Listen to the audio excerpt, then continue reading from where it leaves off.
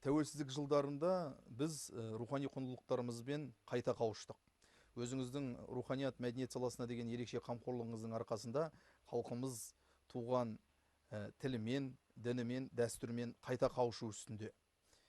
Алайда кейбір жастардың арасында ата дінді дұрыс түсінбей бұрмалап, оны әртүрлі бағытта ұғатындар жеткілікті. Осы ретте еліміздің болашақ дамуында діннің алар маңызы қандай болу керек деп ойлайсыз? Біз жалпы діннен де тілден де айырыла жаздаған елміз, шынын айтсақ. Совет одағы кезінде тура орыстандыру мәселесі жүргізілді. Ол қазақтың тілі деген бір топ қана кішкентай қазақтың тілі, ол қайда шығады, кімге керек? Қазақтың шекарасына қарасаң, бұл тілдің керегі бар ма, жоқ па?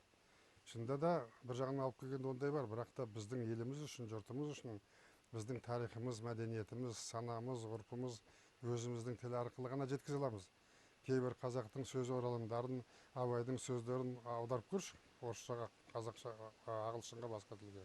Ол мүмкін емес, себебі өзінің қасиеті бар. Сондықтан тіл жоғалатын болса, сондай қасиет те жоғалады. Сол сияқты дініміз. Біз мына тәуелсіздік жылдарында дінімізді қайтарып келе жатырмыз.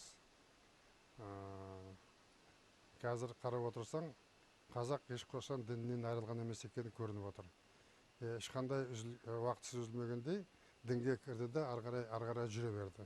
Бұрынғыдай қорықпай, жасқанбай, дінге бас иіп, жаңағы құлшылық етіп, Құдайға қанша мешіттер салдырып жатырмыз, қанша азаматтарды білімді жаңағы дінді насихаттайтын молдаларды дайындап жатырмыз. Соның арқасында біліп жатырмыз. Осының бәрі дұрыс қой енді. Дініміз, өзіміздің дініміз, дәстүріміз бізге қазаққа тұла бойына баяғыдан біткен, ол керек әрине. Дегенменен сол біздің ғана дініміз жақсы екен деп жүрген басқа елдер жағдайы мүшкіл болды, мысалы. Дін үшін бір мұсылман дінінің ішінде сүннет пен шиитке бөлініп қан төгіп жатқан халықтар қанша. Бір діннің ішінде соғысып жатқан католиктар қанша. Келіспей бір-бірімен, ішінде неше түрлі ағымдармен. Сондықтан біз абайлауымыз керек. Мына дінге болды екен, біздің дініміз керемет, басқа діндердің керегі жоқ деп, бірақ біздің дініміз өзіміздің дініміз.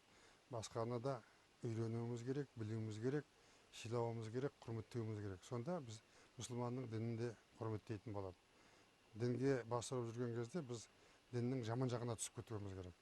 Бізге зиян келтіретін дін ағымдары бар. Қан төгіп соғыспенен дінді орнатып мемлекеттік дін жасаймыз дегендер бар.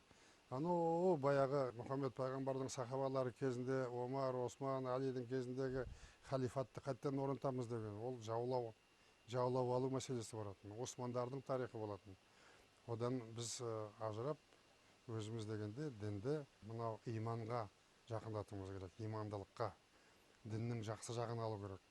Құранның қасиеттерін орындау үшін кемтарларға көмектесу, жан ашу бір-біріне, бауырмашыл болу, үлкенді сыйлау, баланы тәрбиелеп өсіру, отанын қорғау, елін қорғау, бірлікке шақыру деген мәселелерменен дінді өркендететін болсақ, діннің мемлекетке үлкен пайдасы, үлкен қамқорлығы болады. Елдің басын біріктіреді.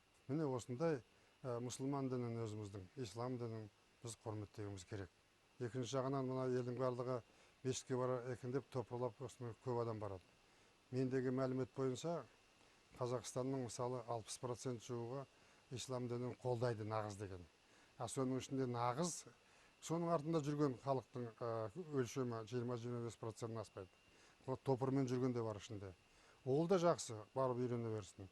Дегенменен құрашейін модаға сүйеніп, мынау мешітке барған дұрыс екен, мынау сөйткен дұрыс екен, жаңа қажылық жасаған дұрыс екен, өсі күні қалтасында ақшасы болса, ұшаққа отырып, Меккеге барып, қажылық жасып қайту, ол да дұрыс шығар осы заманға байланысты. Қажылықтың қасиеті басқада болған. Жолдың азабын көріп, бірнеше айлар жүріп баратын болған. Абай жолы кітабында Құнанбайдың жасаған қажылығын ойлап қараңдар. Ат арбаменен жүріп отырып, қанша ай жүріп, қанша қиыншылықты көріп, жолдың азабын көріп барып істейтін болады. Сондықтан дінге барған кезде нағыз шын жүрекпен, ақ жүрекпен, әділеттілік үшін, имандылық үшін барам десе екен деп мен ойлаймын. Дініміз өзіміздікі, Құдайға шүкір, қолымызға келді. Ешкім бізді оны одан алшақта деп айтпайды қазір. Әркімнің өзінің еркі бар, бірақ соны дұрыс жолмен жүргізуіміз керек.